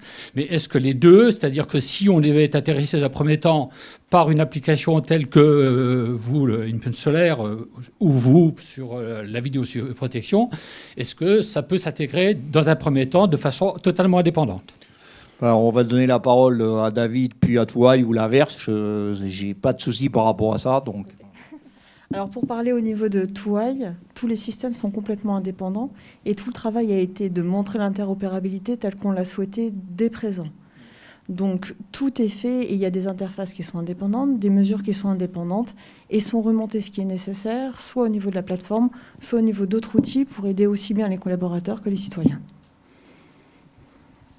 Ça peut être une première étape, si j'ai bien compris, pour après adhérer au projet Éclore, en premier temps, être intéressé par une application, et ensuite, comme c'est développé de toute façon au niveau d'Éclore, de l'intégrer dans sa façon, dans sa globalité. Ah, tout à fait. Tout est possible dans tous les sens. Merci. David ? Oui, bonjour, monsieur Bord.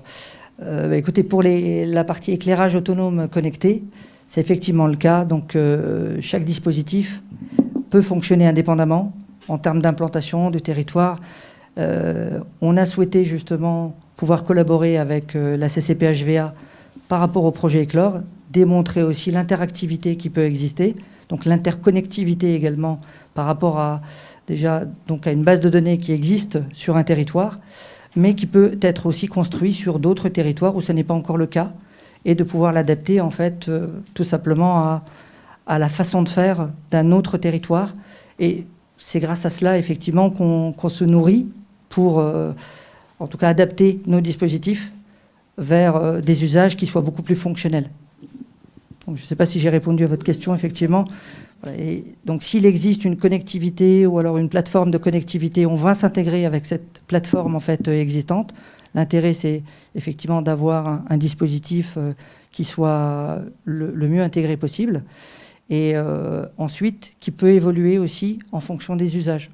Donc, ce que je n'ai peut-être pas forcément rajouté, c'est que le dispositif d'éclairage est intelligent puisqu'on est en train de commencer à travailler sur une brique d'intelligence artificielle qui va permettre de récolter toutes les informations que peuvent collecter les capteurs donc environnementaux qui sont intégrés dans la tête de luminaire et qui vont permettre en fait aux luminaires de pouvoir fonctionner de façon à ne pas rompre ou en tout cas discontinuer l'éclairage si c'est l'éclairage qui est prioritaire ou tout autre objet connecté qui pourrait être intégré. Et c'est là où la collectivité a son mot à dire pour pouvoir nous dire on souhaite avoir une priorité de certains objets connectés par rapport à d'autres. Et le système va vivre tout seul, en fait, et il va pouvoir adapter, en tout cas, l'alimentation de ces objets connectés en fonction de la priorité qui est donnée à la collectivité. Merci David. Hélène, retournez-vous. Frédéric Schnur a une question et l'inverse ou l'absence de question m'aurait surpris. Ouais. Moi, j'ai une question sur l'essaimage qui fait partie... on va dire, de la suite du projet et qui va lui donner beaucoup plus de sens. Je connais un petit peu le sujet. Ma question, elle est un petit peu multiple. La première, c'est quid des territoires voisins, je parle des territoires français et luxembourgeois, parce que j'imagine que, bien entendu, ils regardent et la donnée les intéresse, parce que ces liens sont physiques et existants. La deuxième question à l'intérieur de ça, c'est est-ce qu'il est possible qu'il y ait une discontinuité territoriale entre les territoires qui exploitent la plateforme Éclore et qui partagent les données? Et la troisième question, c'est Monsieur Grosdidier, que faites-vous ici? Est-ce que c'est vraiment anodin?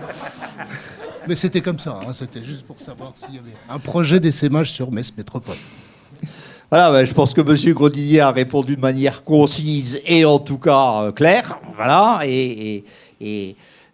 voilà, en fait, il se trouve que nous avons déjà et que nous aurons sans doute encore à discuter. Donc, si M. Grosdidier est là et je le laissais entendre en début d'intervention, ça n'est peut-être pas tout à fait pour rien. Pour ce qui est des questions que vous avez posées, M. Schnur, concernant la mutualisation de l'essaimage, je vais commencer à donner un tout début de réponse et puis M. Vian reprendra immédiatement la suite. Notre objectif a toujours été, et il est dans notre cahier des charges, de mutualiser ou d'essaimer. Sinon, ça n'a pas de sens, d'autant plus que nous avons fait appel à de l'argent public, que ce soit la région, que ce soit le département de la Moselle, que ce soit la Caisse des dépôts, que ce soit... Voilà. Et ça fait partie de nos impératifs. On aurait très bien pu dire on essaimera, puis pas chercher à le faire. Hein. Je ne cesse de chercher à le faire. Je le revendique, et ça me paraît être une démarche à la fois nécessaire et intelligente. Nous avons des contacts avec Val de Fensch. Nous avons des contacts avec Cattenom. Bon, je rappelle que nous faisons partie d'une association qui s'appelle Nord-Moselle Plus. Et il se trouve qu'on m'a demandé de bien vouloir prendre en charge la question du développement du numérique sur le territoire de Nord-Moselle Plus. Et nous avons invité les DGS des 6 intercos à nous rencontrer pour voir ce qui existait sur leur territoire. Parce que parfois, il y a des choses qui existent et on n'a pas d'inventaire de ce qui se passe dans ce nord mosellan, là, et Meurthe-et-Mosellan pour qui les Villerues. Donc un inventaire. Et puis ensuite, voilà, dire, nous, on a ce type de solution, qu'est-ce qu'on peut faire ensemble? Ça a été assez long, je dirais, dans ce que j'ai pu dire ou faire. Hein. Je veux dire, il y a 2 ou 3 ans que j'en parle. Je constate avec satisfaction que ça avance. Mais vous savez que dans le politique, il y a le temps du politique. Il est ce qu'il est. J'apprends tous les jours ce qu'est le temps du politique. Il faut savoir faire avec. Je pense que le Covid, ou la Covid, et cette catastrophe que ça représente, pour ce type de problématique, permet de... C'est-à-dire qu'on s'est rendu compte de l'obligation de pouvoir répondre très rapidement à un certain nombre d'impératifs, le numérique pouvant être l'une des possibilités d'eux. Et que ce soit à travers le télétravail, que ce soit à travers le e-commerce, qui alors pour moi c'est d'une évidence absolue, n'est en aucun cas l'ennemi du commerce. Encore faut-il le faire comprendre et le faire croire, mais... Voilà, après tout, le e-commerce existe, c'est une réalité, elle peut rendre service à nos commerçants, il faut qu'ils s'en emparent. Donc voilà, elle est là, monsieur le maire de Metz et de l'Agglo est là, et il me semble avoir entendu parfois l'un ou l'autre représentant de l'Agglo, chargé du numérique, dire que nous avions 5 ans d'avance sur Metz et l'agglomération. Je le revendique. Et c'est pas moi qui l'ai dit, donc c'est d'autant plus facile. Pour ce qui est de la continuité territoriale, Julien, je pense que vous pouvez compléter ma question, parce qu'évidemment, il y a une réponse. Oui, alors plusieurs points. Premier point, c'est vrai que les échanges avec les collectivités voisines sont accélérés, on va dire, ces 6 derniers mois. Pour une simple et bonne raison, c'est qu'on commence à avoir des choses à montrer, on va en avoir de plus en plus, et on arrive dans le concret. C'est-à-dire qu'on avait annoncé des choses il y a 2 ans. Aujourd'hui, les choses qu'on avait annoncées, on les fait. Ça, c'est la première chose. La deuxième chose, il n'y a pas de nécessité de territoire, je dirais, de continuité territoriale.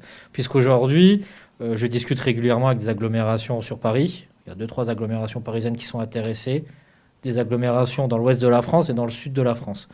D'ailleurs, on peut le dire là, je vais représenter la communauté de communes dans le groupe de travail national qui est monté par la Caisse des dépôts avec le 9 territoires pilotes sur la gestion de la donnée. Il y aura une conférence, il y a un débat conférence la semaine prochaine. Donc en fait, le modèle de la communauté de communes commence à faire son petit chemin. Et aujourd'hui, ce qu'on peut dire, c'est qu'on a, nous, nos modèles techniques, on a les éléments juridiques pour travailler sur une structuration, puisqu'on travaille quand même avec des gens qui sont investis nationalement, voire même internationalement sur ces questions, qui sont en train de monter le projet Occitanie, qui va être la future référence nationale sur la question de la data. On a des éléments aussi sur la gouvernance publique de la donnée, parce que l'essaimage n'ira pas sur la gouvernance publique de la donnée, puisque tout l'intérêt est là, c'est quelles orientations les politiques veulent donner à la gestion de la donnée sur une échelle plus grande. L'enjeu, il est là. Donc les deux iront de pair. Nous, en tout cas, on est prêts, on a les intervenants pour, on a tout ce qu'il faut. Donc voilà, donc c'est plutôt positif. En tout cas, on va dire que ça s'accélère. Alors le Luxembourg, nous les avons rencontrés à plusieurs reprises, en passant par l'ambassadeur. Voilà. Ils nous ont écoutés. Bien. Et puis, l'une des réponses du Luxembourg, c'est souvent, nous, on a déjà. Bien. Là où je dis et où je revendique une possibilité absolument évidente d'aller un peu plus loin que ça, ce sont dans les problématiques de mobilité. On ne peut pas envisager de ne pas rentrer la gestion des flux des deux côtés de la frontière.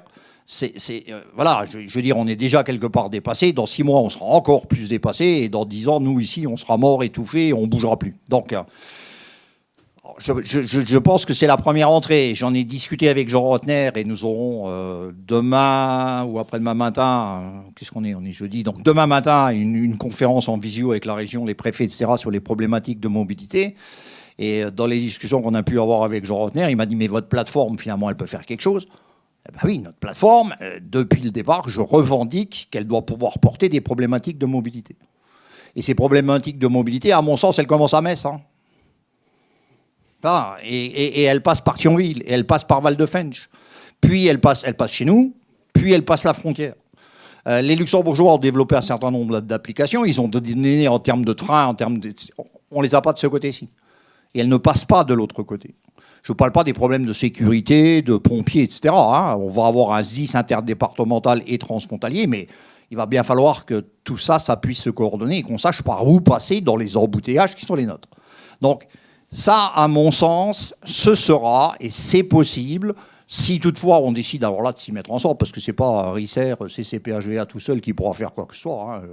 On est petit et j'en ai conscience. Il nous arrive d'avoir une grande gueule, mais ça ne suffit pas toujours. Donc, voilà, ça c'est la première entrée qui me paraît absolument nécessaire. Et là, je dirais que, évidemment, c'est au territoire, le pôle métropolitain frontalier ou autre, de se décider et d'y aller. Les Luxembourgeois ont des plateformes de partage de voitures à partir de leurs entreprises. D'accord ? Mais ça ne passe pas chez nous, ça. Et inversement, actuellement, on a Metsange, dont on se demande combien vont donner sur ce P plus R payé en partie par le Luxembourg, s'ils vont donner 10 balles ou 40 balles pour avoir le droit de délester. Voilà. Mais on ne se demande pas d'où viennent ces voitures, où elles iront et comment elles iront. Ça n'a pas vraiment de sens. On met un P plus R en route sans pouvoir en recueillir les informations nécessaires, du moins à ma connaissance. D'accord ? Peut-être qu'il y a quelque chose dans les tuyaux, mais je ne suis pas au courant. La deuxième chose qui me semble possible avec les Luxembourgeois, en dehors des excellentes relations qu'on a avec H 2022, d'accord, qui est une porte d'entrée favorable à un certain nombre de discussions, et là j'insiste, c'est toute la donnée environnementale. Les Luxembourgeois, ils sont particulièrement sensibles. Nous partageons des ENS.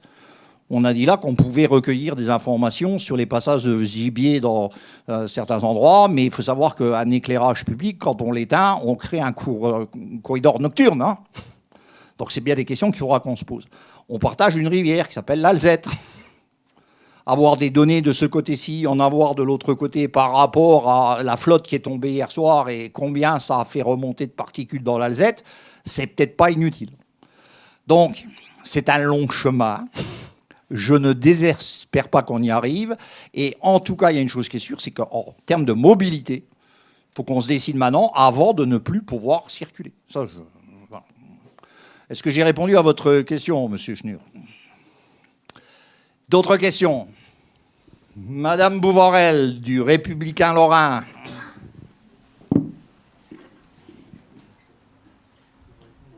Merci.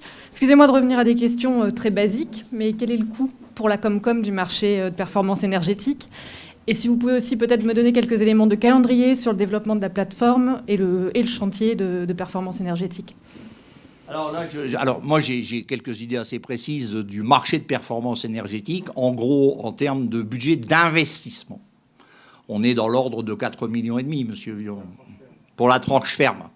Et puis nous avons des tranches conditionnelles et optionnelles, pardon. Optionnelles. Allez, donc je vais donner la main au DGS parce que sinon je vais me faire nettoyer à chaque fois. Donc, qui nous amène à une dizaine de millions d'euros, mais je donne la parole. Votre deuxième question, c'était... Et le calendrier, alors là, c'est M. Huon qui va vous le donner également. Alors, les particularités du marché de performance énergétique, c'est que c'est un marché qui fait de l'investissement et qui fait de l'entretien aussi. Donc, grosso modo, on a 4 millions 4 de mémoire en tranche ferme, 1,8 million en tranche optionnelle, si je ne dis pas de bêtises, et le reste, il reste à peu près 3 millions qui nous portent à 9 millions pour 12 ans pour l'entretien. Le calendrier, il est simple, le marché va démarrer, on a une phase de préétude qui va durer 2 à 3 mois, et à partir de cette phase de fin de préétude, on démarre les travaux pendant 10 mois. C'est-à-dire qu'on va se dire qu'on se donne rendez-vous à la même époque l'année prochaine, et on devrait avoir fait 95% des travaux sur le territoire. L'idée, c'est de faire effet levier très vite. Juste quelques éléments financiers. Aujourd'hui, le coût de consommation de l'éclairage public, c'est 10% des dépenses de fonctionnement de la collectivité. Aujourd'hui, l'intérêt de ce marché et la force de ce marché, c'est premièrement de baisser les coûts d'entretien, puisqu'on va passer sur du matériel neuf avec du LED. Ça, c'est la première chose. La deuxième chose, c'est les économies d'énergie que l'on va faire vont permettre de payer l'investissement. Voilà, et c'est ça tout l'intérêt. Et après, selon le niveau de subvention, on ira plus ou moins loin dans les tranches optionnelles. Mais aujourd'hui, le marché, en fait, grosso modo, c'est investissement. Il y a une certaine somme pour la communauté de communes, mais qui sont compensées par les économies d'énergie. On va dire, on sera pas loin des 300 000 euros par an d'économies d'énergie. 300 000 euros d'économie pour la communauté de communes. Je rappelle que notre budget dans les bonnes années tourne aux alentours de 8 millions, 7 millions et demi, monsieur Vian. Plutôt 7 millions et demi que 8 millions. 300 000 euros d'économie dès la première année, ou presque. Enfin, donc, on peut parler du prix que ça coûte, mais on peut parler aussi des économies qu'on va faire. Voilà. Et je ne parle pas des certificats d'énergie. En gros, on a calculé que le retour sur investissement hors subvention, d'accord, on est à 6-7 ans. Avec subvention, 7 ans. Bien. Il n'y a pas beaucoup d'opérations qui peuvent garantir ce type de choses. Hein. Sachant qu'il y a des choses qu'on ne calcule jamais, c'est dans ces marchés, c'est le CO2, c'est la qualité de l'air, c'est la qualité de... Voilà. Ça ne fera pas fermer Cattenom dans les mois ni les années qui viennent. Encore que si on demande l'avis des Luxembourgeois, je ne suis pas sûr. Donc voilà, il y a là-dedans, et le confort ou la sécurité ou le délai d'intervention dans ce type de marché, ce sont des choses qu'on ne compte pas. Or, pourtant, ça a une réelle valeur. Denis. J'ai encore une question, je pense que ça va, on m'entendra assez bien. J'ai une voix qui porte un peu, donc je pense que ça sera possible. justement, c'est une question que je voulais poser par rapport aux subventions. C'est des subventions de l'État à travers des DETR, monsieur le sous-préfet, monsieur le préfet, ou alors ce sont des subventions du type ADEME. C'est la DECIL, dotation de soutien à l'investissement local. C'est un peu comme de la DETR pour 891 000 €. Ça fait à peu près 20% de votre marché. On rajoute à ça les certificats d'économie d'énergie pour une somme quand même plutôt importante. Nous avons saisi là, le département de la Moselle également. Nous travaillons aujourd'hui avec la région sur des fonds FEDER, on va essayer de travailler aussi avec d'autres fonds, et on va travailler aussi avec les entreprises et la région dans le cadre de territoire d'industrie pour voir comment les entreprises, elles, pourraient être aidées. Et après, on discutera entre nous pour trouver une solution. Et donc, si on se débrouille bien, on pourrait aujourd'hui, le président dit 7-8 ans de retour sur investissement, mais on pourrait encore descendre ce chiffre, quoi. Si je peux me permettre, j'ai encore une question. Mais bien sûr, nous sommes là pour ça. Dans le même esprit, ça veut dire que les collectivités qui ont déjà énormément d'éclairage public en LED, l'investissement sera encore moindre. Ah, je pense que si vous le lancez dans ce type de marché et après diagnostic, vous aurez moins d'investissement de départ à faire, tout en pouvant récupérer un certain nombre de technologies de gestion de la donnée et autres, évidemment. Voilà. Ouais. On a énormément investi dans les affichements de réseau avec des éclairages LED. Mais, ben voilà, donc il ne vous reste plus qu'à mettre en œuvre une partie. Hein. Voilà, mais vous aurez peu de subventions, évidemment. Monsieur Grosdidier demande la parole.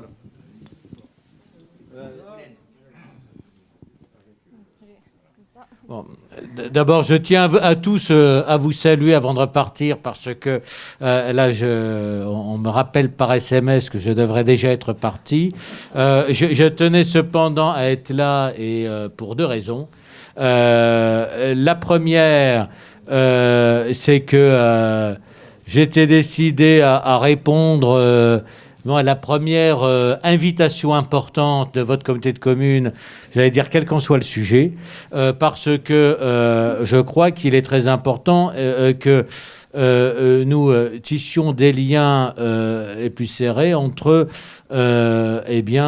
tous les EPCI, c'est-à-dire de Moselle-Ouest, même si on a des sujets communs avec la Moselle-Est, mais on en a énormément en Moselle-Ouest, que ce soit, et on les a brossés là d'ailleurs, à l'occasion de ce projet, que ce soit les sujets de transport, de relations avec le Luxembourg, de liens de développement économique, de développement des nouvelles technologies, de transition énergétique. On a une masse assez incroyable, c'est-à-dire la plupart des sujets en fait nous sont communs, même si à l'échelle de Metz on partage des projets avec le sillon lorrain jusqu'à Metz et Épinal, avec le quadropole qui sont les villes de Metz, Luxembourg, Trèves et Sarrebruck. Le plus grand nombre de sujets du quotidien, c'est sur ce quadrilatère, je dirais, pas seulement Metz-Thionville, mais qui déborde largement Meurthe-et-Moselle avec Briey et Longwy. Le deuxième raison est venue avec Béatrice Agamemnon parce que effectivement le sujet est pour nous très très très prégnant. Vous l'avez traité avant nous. Et je ne sais pas si c'est 4 ou 6 ans d'avance que vous avez sur nous, mais c'est une avance évidente. Et on suit cela avec le plus grand intérêt, parce que vous avez su répondre à plusieurs questions à la fois, que ce soit la maîtrise publique, la gestion croisée de différentes problématiques, en vous retrouvant d'ailleurs avec le Luxembourg dans une situation de densité de circulation que nous connaissons forcément dans une métropole et dont on est très loin de gérer satisfaisant. Alors on a cette densité de circulation sur la métropole comme on a dans toutes les autres métropoles, mais il y a aussi la formation d'une forme de métropole, elle n'est pas juridique, mais entre non seulement de Metz à Luxembourg, mais aussi de toute la bande frontalière vers le Luxembourg. Mais le sujet qu'on a, on a des flux qui n'ont rien à envier à ceux des métropoles parisiennes ou lyonnaises. Bon, donc vous avez fait la démonstration que ces nouvelles technologies permettaient à la fois de régler, d'appréhender en fait beaucoup de problèmes urbains simultanément. Qu'une petite collectivité soit en avance sur les grandes, moi ça ne me surprend pas. Hein. J'étais maire d'une petite commune avant d'être maire d'une grosse, et j'ai toujours été persuadé que l'exemple ne venait pas d'en haut ni des plus gros, et qu'on était capable dans bien des domaines, en étant beaucoup plus proche du terrain, avec beaucoup de bon sens, mais en ayant une ouverture sur les nouvelles technologies et sur l'universel, et bien d'imaginer des solutions avec beaucoup d'agilité qui pouvaient ensuite faire tache d'huile, servir d'exemple. Donc c'est un exemple que je viens voir, et si nous pouvons effectivement mutualiser et étendre le positif à un bassin qui est le même, parce qu'en fait, qu'on appelle ça aire urbaine ou métropole ou quel que soit le jargon administratif, on est sur un bassin de vie, d'emploi et d'habitat et de circulation qui est commun sur presque la moitié de la Moselle et tout le haut de la Meurthe-et-Moselle et avec le Luxembourg. Le marché de l'emploi, c'est le même. Le marché d'habitat, le bassin d'habitat est quasiment le même.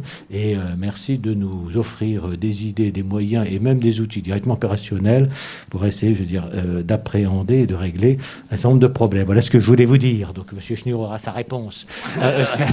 C'est ce que j'allais dire. Ici, Monsieur Schnur. Voilà, et je suis obligé de vous quitter parce que et vous êtes tout excusé de vous quitter. En tout cas, je vous remercie de ce que vous venez de dire là et que ce qui pourra alimenter les derniers scoops. Sachant que nous sommes amenés à nous rencontrer très prochainement et que nous aurons l'occasion de redébattre de tout cela très, très, très bientôt. On vous remercie, monsieur le maire. Madame, à très bientôt aussi. D'autres questions? Eh bien, écoutez, nous aurons été bons à tous les niveaux aujourd'hui, puisque nous avons même respecté les timings. Monsieur Vior, à combien? À peu près. Donc, je vais libérer tout le monde. Je vais, une fois de plus, remercier tous les gens qui ont bien voulu se déplacer, parce que c'est important. Et je citerai encore une autre start-up là, avec laquelle on bosse qui s'appelle Fair and Smart. Pourquoi? Parce que c'est quelqu'un qui possède l'intelligence nécessaire au recueil du consentement. Et on ne pourra pas faire un certain nombre de choses sans avoir travaillé là-dessus. Donc Fair and Smart est chez nous et nous bossons avec eux. Voilà, il faut le savoir aussi. Bonne soirée et merci à tous. Merci.